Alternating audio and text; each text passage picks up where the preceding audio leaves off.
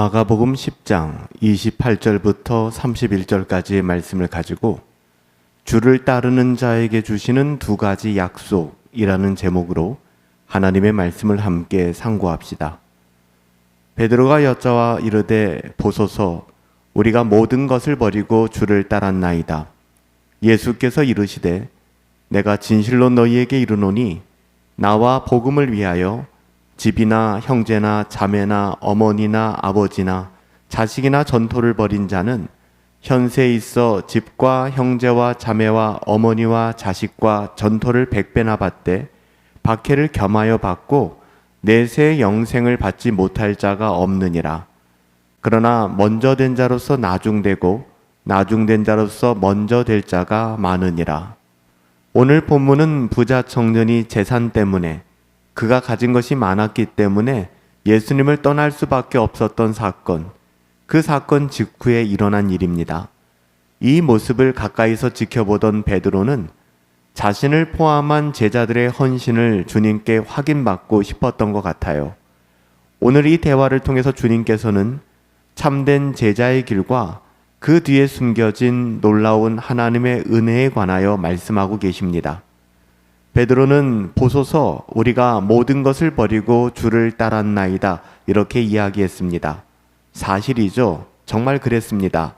제자들은 생업이었던 그물과 배 그리고 가족을 뒤로 하고 주님을 따랐습니다. 하지만 이 고백 안에는 우리가 이만큼 했으니 주님 우리가 한 만큼 어떤 것을 더하여 주시겠습니까?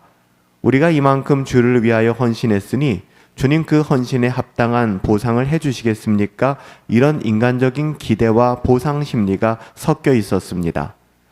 참된 신앙이라고 하는 것은 여기서 중요한 것은 우리가 무엇을 포기했는가, 무엇을 버렸는가, 우리가 어떤 일을 했는가. 여러분 이것 참 소중하지만 이것이 결코 구원의 근거, 구원의 조건이 될 수 없다는 것입니다. 우리가 무엇을 버릴 수 있는 힘조차도 사실은 주님이 은혜를 주셨기 때문에 가능한 것이죠.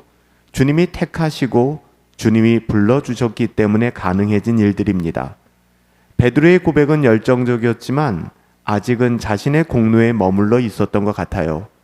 주님은 이제 이 베드로의 고백을 좀 더 깊은 은혜의 차원으로 이끌고 가십니다. 예수님은 그 즉시 베드로를 책망하진 않으셨어요. 그리고 오히려 놀라운 하나님의 약속을 허락해 주셨죠. 주님은 나와 복음을 위하여 소중한 것을 내려놓는 사람들, 예수님과 복음의 가치를 위하여 자신의 소중한 것을 기꺼이 내려놓는 사람들에게 두 가지 보상을 주시겠다라고 약속해 주셨습니다. 첫 번째는 의외이긴 한데요. 이 세상에서의 보상이에요. 맞아요. 주님께서는 하나님의 나라를 이야기하실 때 결코 우리가 호흡하며 두 발을 딛고 살아가는 이 세상을 무시하지 않으셨습니다. 이 세상, 현세에서 누리는 보상이 있다는 것이죠.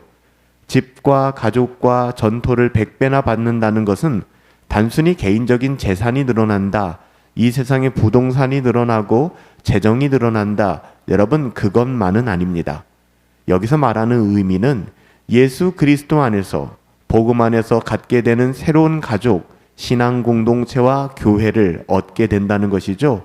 그래서 예수님께서는 나와 복음을 위하여 소중한 것을 내려놓는 자에게는 특별히 이 땅에서 놀라운 은혜를 누리게 될 것이다. 새로운 관계를 갖게 될 것이고 이 세상이 줄 수 없는 풍요로움을 누리게 될 것이다 라고 약속해 주신 것입니다. 둘째는 이 세상을 떠나서 내세의 영생입니다. 우리가 지상에서 겪는 그 어떤 희생도 장차 영원한 생명의 가치와는 비교할 수 없다는 것이죠. 이 고백은 이미 짐 엘리엇의 고백을 통하여 우리가 확인한 바 있지 않습니까? 영원한 것을 위하여 영원하지 않은 것을 포기하는 것은 결코 어리석은 일이 아니다. 그래요. 영원한 생명의 가치와 비교할 수 있는 것은 이 땅에 아무것도 없습니다. 다만 주님은 여기에 한 가치를 덧붙여 주셨어요. 그것은 이 땅을 살아가는 삶에 있어서 신자의 삶이 박해를 겸허히 받아내는 삶이어야 한다는 것입니다.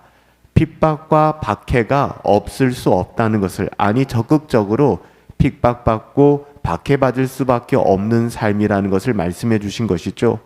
좁은 문을 지나야 하는 것이고요. 좁은 길을 걸어야 하는 것입니다. 제자들에게 있어서 이 땅에서 아름다운 영광만이 있는 것이 아니라 주님을 닮아간다는 것은 어떻게 보면 고난의 과정이라는 것을 부인할 수 없다는 것이죠.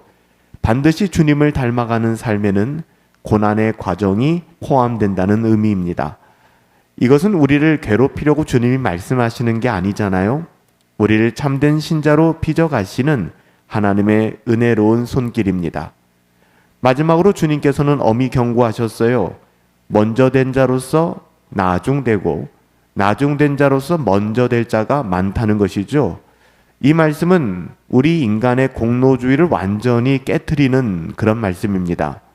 신앙생활을 일찍 시작했거나 베드로처럼 혹 많은 것을 버렸다고 해서 그것이 하나님 앞에서 당연한 권리로 여겨질 수는 없다는 것입니다. 당연한 권리가 될 수 없다는 것이죠. 모든 것은 하나님의 주권적인 은혜에 달려 있습니다. 내가 주를 위해 무엇을 했다는 자부심에 빠지는 순간 우리는 나중된 자가 될 수밖에 없을 거예요. 반대로 나는 아무 자격이 없음을 깨닫고 오직 하나님의 은혜와 공로, 주님만을 의지하는 사람에게는 먼저 된 자의 은혜가 임하게 될 것입니다. 누가 나중되느냐, 누가 먼저 되느냐 하는 것이 우리의 어떠함을 주장하지 않고 전적인 주님의 은혜에 기대는 사람들이 항상 앞서가게 된다는 것을 말씀해 주신 거예요. 비록 시간적으로 먼저 시작됐다 할지라도 그것이 그 사람의 승리를 보장하는 것은 아니라는 것이죠. 주님은 우리가 주를 위해 드리는 작은 헌신 하나도 잊지 않으세요.